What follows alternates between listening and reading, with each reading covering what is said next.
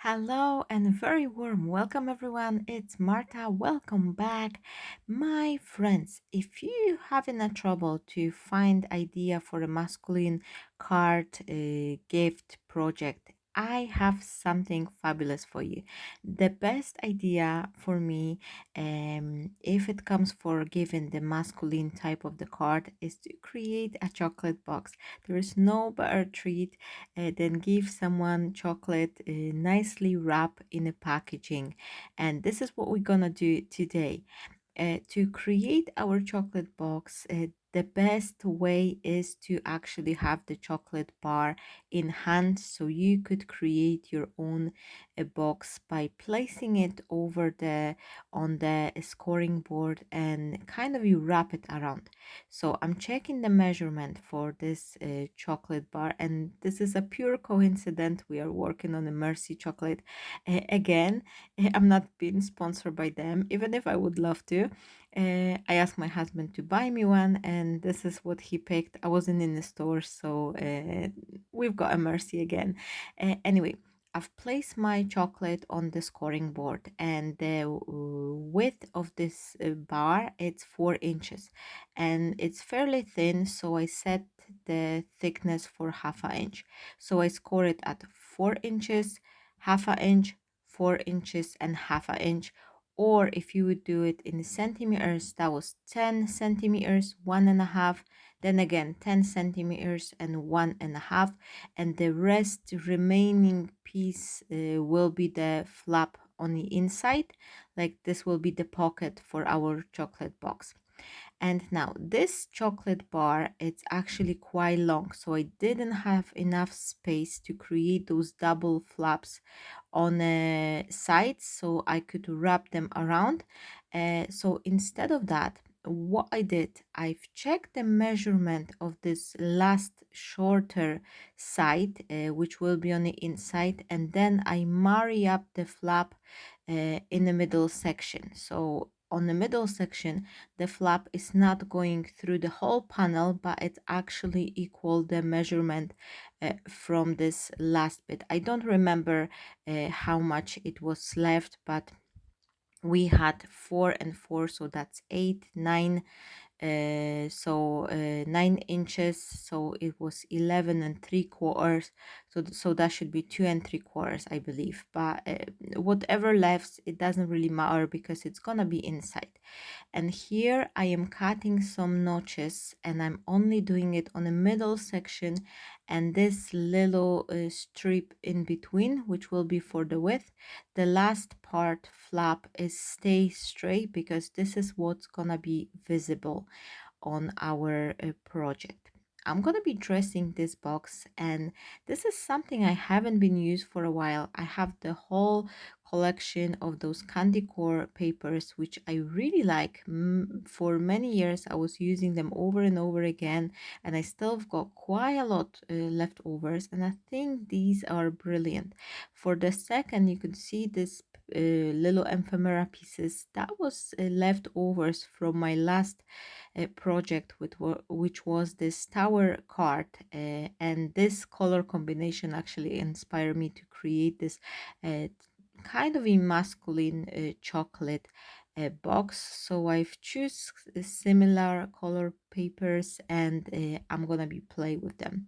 This is a great time saver for me because I don't have plain color cardstock like the brown color. I didn't have any left, and I actually don't like to use the plain one. I think I prefer to work on the design papers. There's always some interest to the background. There's like different splotches and even color. I think those looks a little bit better, but if you prefer plain cardstock, you can do it with the plain brown color paper, or you could cut it from white and then use your inks or something to color it. Now I've made a little mistake here. well, I would not say mistake, but this is my afterthought after I've created the project, and I've decided to leave it. I'm not gonna be re-editing this video or re-recording it because this is a learning curve for everyone, for me and for you.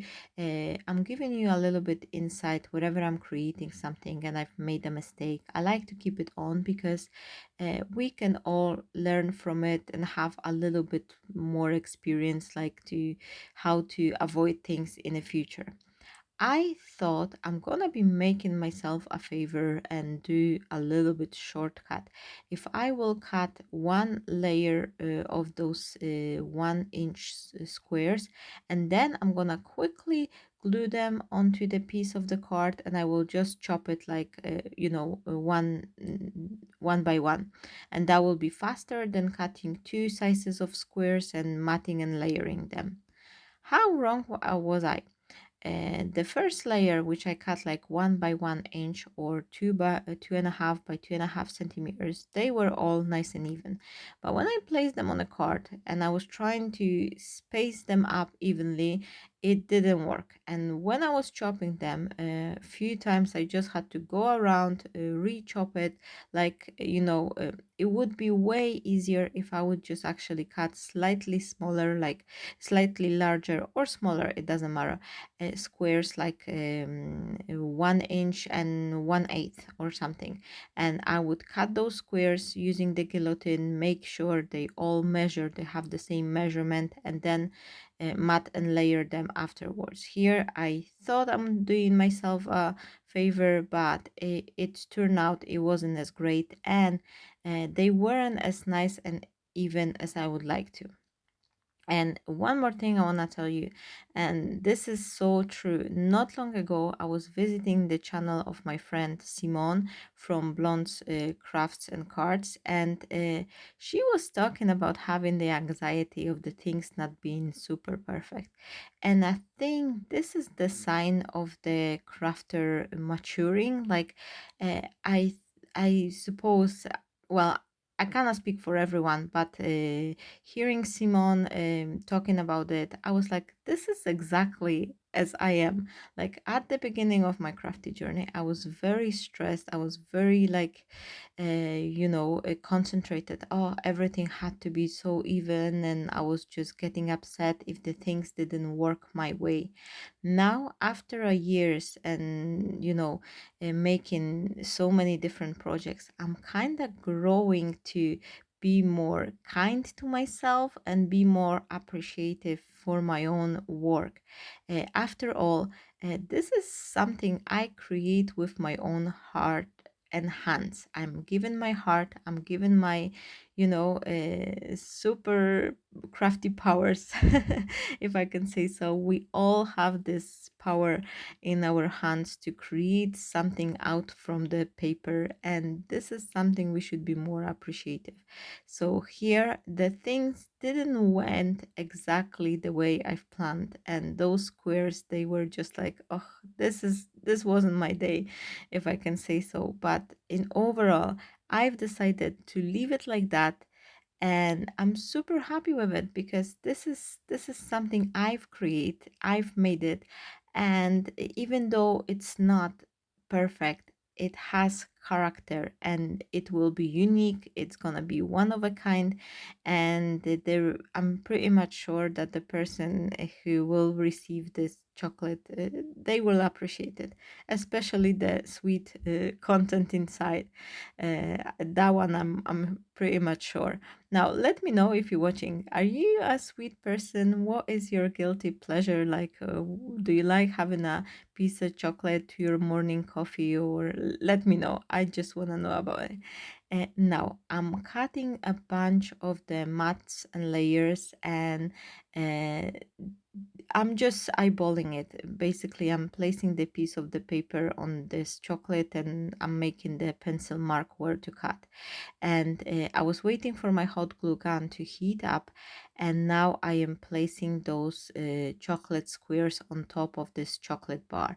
and I wanted to add a little bit dimension but not too much, and this is why I'm using the hot glue. I'm making a blob in the center of the chocolate piece, and then I'm just pressing it gently, not all way down to this piece, so it still has a little bit dimension.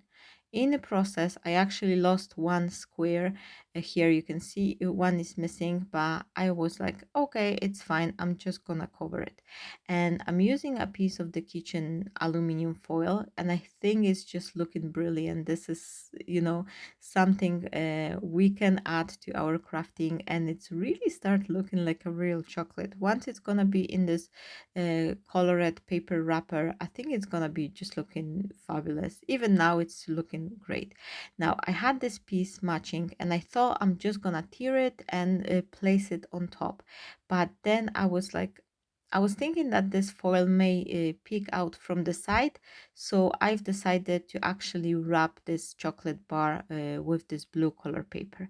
So I chop it slightly, and now I am just making a little flaps on the sides, like one on the bottom and two on the sides, and I'm just checking the size of my chocolate so I could have it nicely wrap it around. And this is just a scoring line, and then I will cut off those corners at the angle so they will just fold nicely.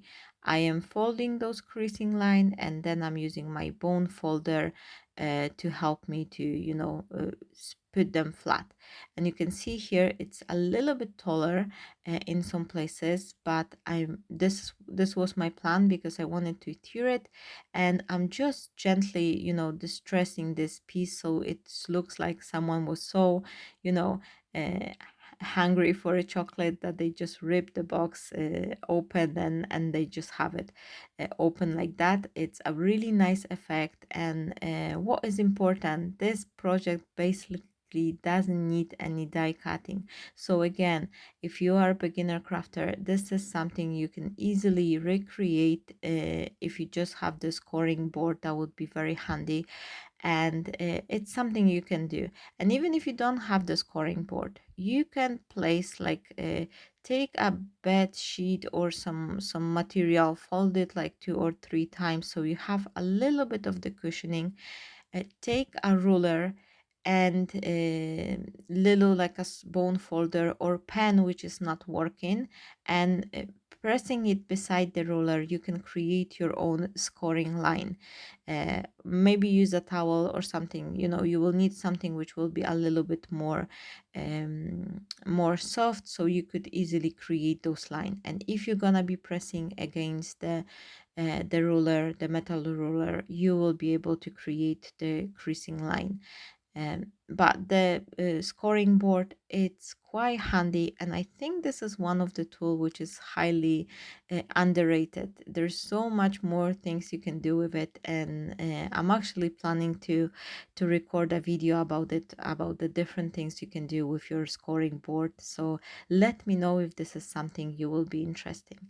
Now for the inside portion of my card, I'm using the same paper. However, those candy core papers, they do have like two different shades. One side is darker, one is lighter. So I've decided to go with the lighter one. And as I've mentioned today, I'm making the masculine creation. However, I'm using this floral pattern paper. And my friends, I need to tell you that just because we're creating something which is like a masculine vibe, you not necessarily need to use like plain or design paper which doesn't have any floral elements. You can use pieces like that, and they will be looking great. Just set them, matte, and layer them with some like cool color tone papers, like or darker one like a brown, blue, navy, gray. They will be looking really nice. And just because the card is masculine, it doesn't mean that it's not supposed to, contain any flourish element. I would definitely like hold back for creating this large, like, floral composition, adding some bows and butterflies. I would probably, be a little bit more calm with it, but just because it's a masculine, it doesn't mean you cannot use the papers like I'm using here.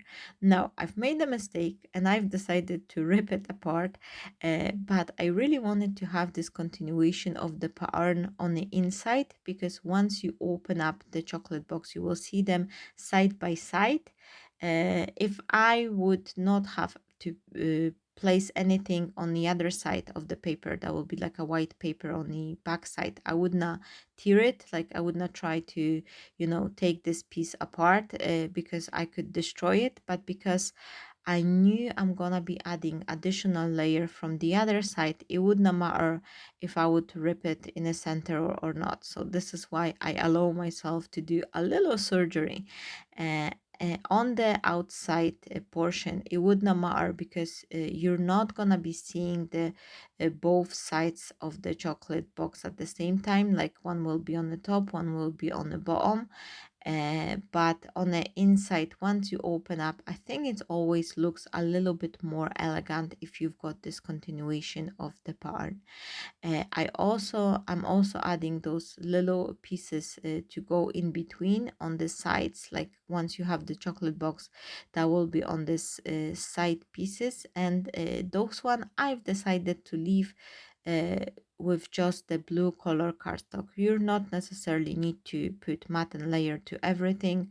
Sometimes we can just do a little bit of the shortcut and add the plain pieces. And I think this extra blue color paper, it will add a little bit more of the masculine vibe, so it's not gonna be all flourish all around. So here you can see how it's coming together, and I quite like this design, and I think it's just something, very fun to do, and it doesn't really take much time. I'm not sure if I mentioned it at the beginning, but I do have this clock on the side. This is something I'm sometimes put myself up to the challenge, and I didn't work it this time. That's another story, but I spent like 8 minutes looking for a die.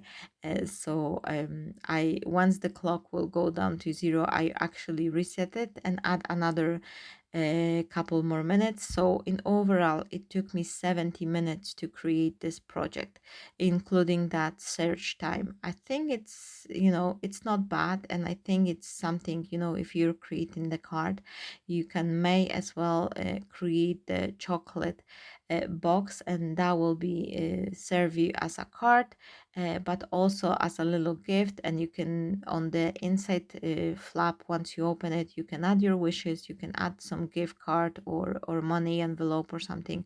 So that's a great addition to give a card with a little sweet treat. Once I've dressed up all sides, I am gluing this box together by adding the adhesive to those flaps.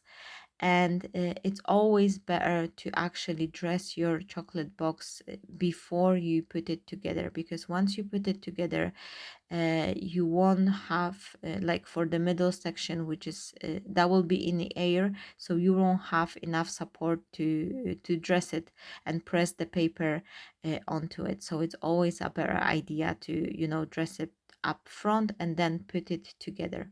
Now I've made a mistake with the ribbon, because I've managed to place it underneath this chocolate bar, but I actually forgot about it by the time I was gluing the back piece of the design paper. But I'm gonna use a easy fix for it, and then I've just glue it straight onto the design paper, and I cover up the space using a little heart. So this is something also to remember if you would like to have the closure by having this little string or ribbon which you can tie a bow. make sure you actually adhere it before you're gonna add these panels to your chocolate box, so that way it will be nicely covered behind. But if you forget, doesn't matter, you will see later on once I show you the ready-made project. It will be all good. Even the little heart is actually something, a little decorative element. I've create myself this little frame, and I'm using the ephemera piece from Art Story Company. This is the Polish company I'm working with. I'm in their design team, and I have this printable frames. I'll give you the link down below if anyone would like to have a look on it. Now, my friends, I've cut the frame, and instead of trying to wiggle with the foam tape, trying to work it and glue it around the frame, here's the trick. You can use a piece of the cardboard, just pencil mark where to cut, and it's just take you a couple seconds to actually cut it. And this will serve you two purposes. It will give you dimension, but it will also make this frame more sturdy. So it will be nice, sturdy, dimensional frame you can put on top of your element, or wherever you would like to use it. My card is coming nearly to an end, so by this point I just want to say thank you so very much, everyone who's been watching my videos and who's been with me. So many new friends joining my family, so welcome, very warm welcome, everyone. I hope you will enjoy my cards. Let me know in a comment if you're here new, if you're recently subscribed, or you've been watching me for a while. Let me also know if you would like to create this type of the chocolate box, or maybe you did one in the past. I think it's a very smart and fun idea to create, and it will go well for any occasion. That could be masculine, that could be something else, for children, great creation, or for any other occasion you can create. Here I'm tying the bow, and my box it's ready. Thank you so very much, everyone. Here's the heart on the back. I hope you enjoy it. I will be coming back with another video shortly, and I hope you will enjoy that one too. Stay blessed, my friends. I am wishing you all a fabulous day. Bye bye.